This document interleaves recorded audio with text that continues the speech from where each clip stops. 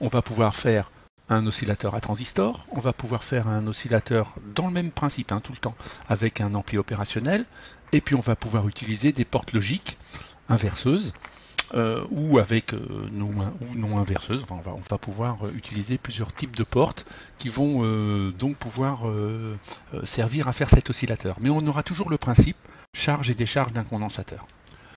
Alors, on va utiliser, on a dit qu'on utilisait un réseau RC, c'est-à-dire une résistance et un condensateur. L'embêtement avec un condensateur, c'est que quand on va le charger, donc là je stoppe, quand on va le charger, on va partir de zéro évidemment puisqu'il n'est pas chargé. Là, ça c'est la tension qui est commandée par notre générateur. Notre générateur envoie une tension de 5 volts et puis la résistance là, elle est là pour limiter le courant et puis pour donner un temps de charge à mon condensateur. On voit que la pente de charge, elle est bien linéaire dans un moment là, entre ce point-là et ce point-là, on peut dire que c'est assez linéaire. Et puis après, on se retrouve très tassé dans la partie du haut. Alors ça, c'est très embêtant parce que entre ce point-là et ce point-là, on a très peu de différence de tension. On a 4,7, ici 4,8.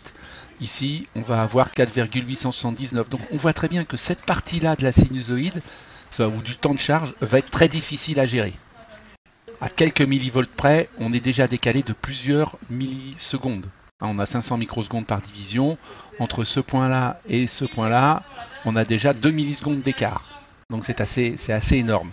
Pour une variation de tension très faible. Ça veut dire que lorsque notre système va dire hop, on arrive à 4 volts 7, il ne saura pas si c'est bien 4 volts 7, 5, les températures vont changer. Donc il ne faut pas qu'on utilise cette partie-là de notre courbe, la partie haute. Et puis, on a la même chose en bas, c'est-à-dire quand on va décharger notre condensateur, on le décharge bien de façon linéaire. Là, c'est très clair, on voit bien qu'on a quelque chose de bien droit, même s'il y a une petite courbe.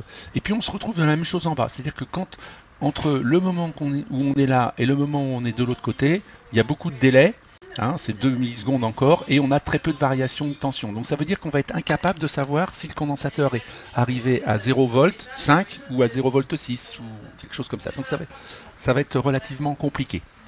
Donc cette partie-là, il va pas falloir non plus l'utiliser.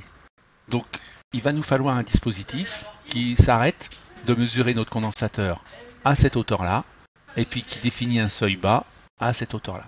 C'est un petit peu ce que l'on a vu tout à l'heure, ça va bien tomber. Le trigger de Schmitt, il avait 1 volt 6 pour le bas, et il avait 3 volt 2 pour le haut. On va correspondre, 3 volt 2, on va être ici, là, par là, et 1 volt 6, on va être par là. Donc on aura bien quelque chose de très linéaire sur la charge et la décharge de notre condensateur. Ça va correspondre parfaitement à notre montage. Ça veut dire qu'on ne va pas utiliser la totalité de la tension, c'est-à-dire qu'on n'ira pas de 0 volt à 5 volts, mais on va aller de 1 volt 6 à 3 volt 2. Alors, lorsque le signal monte, ici, là, notre porte, elle descend. C'est la porte du haut. On voit qu'elle a bien descendu. Elle a descendu avec une hauteur qui n'est pas le centre. Le centre, il est là de notre sinusoïde, ici, là. Là, on voit qu'elle est descendue avec une autre valeur, un petit peu plus haut. Et puis, quand on continue, donc on repère notre signal, c'est le bleu, là, ici, là. On a vu que ça remonte, mais il est plus bas. Ça veut dire qu'on se déclenche à cet endroit-là, et on se renclenche à cet endroit-là. Vous voyez ? Regardez le signal bleu, il s'enclenche dans la montée de la sinusoïde, mais après le milieu.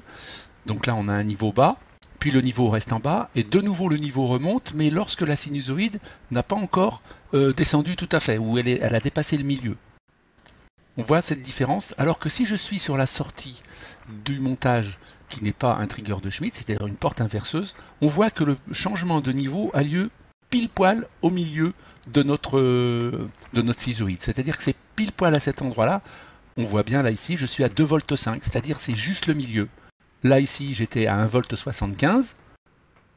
Ici, je suis à 3 volts 4, alors que là, dans les deux cas, je suis à 2 volts 5. Eh bien, ça va nous permettre de voir que avec une porte comme ça, on va avoir du mal à créer un oscillateur. Pourquoi ? Parce que quand l'oscillateur aura une tension de sortie positive et que donc il va vouloir charger le condensateur, il aura à peine commencé à charger le condensateur que déjà la tension sera supérieure et il sera déjà en train, il va vouloir déjà tout de suite décharger le condensateur. Et dès qu'il aura commencé à décharger le condensateur, dès que la tension ça sera en dessous de 2 volts 5, donc précisément, hein, eh bien, il va commencer à le recharger. Et dès que la tension est au-dessus de 2 volts 5, il va commencer à le décharger. Ce qui fait qu'il sera dans un état haut et bas en permanence. Donc on n'aura pas d'oscillation, quelle que soit la valeur de la résistance qui va servir à charger ou décharger ce condensateur. Donc pour ça, il faut bien quelque chose qui décale les tensions de seuil pour dire, bien, quand on vient charger le condensateur, on le charge jusqu'à 3 volts. À 3 volts, c'est sa limite. On commencera à le décharger et on ne recommencera la charge, non pas quand on sera en dessous de 3 volts, mais quand on sera en dessous de 2 volts 5. Ou là, c'est 1 volt, combien j'ai dit? Je ne me rappelle plus. Hop. 1 volt 6. Donc quand je suis en dessous de 1 volt 6, je recommence la charge. Quand je suis au-dessus de 3 volts, je coupe la charge et je commence à le décharger. Donc on va bien avoir deux états qui sont on-off mais bien décalés. Et ce qui va nous permettre après ensuite de réaliser parfaitement notre oscillateur.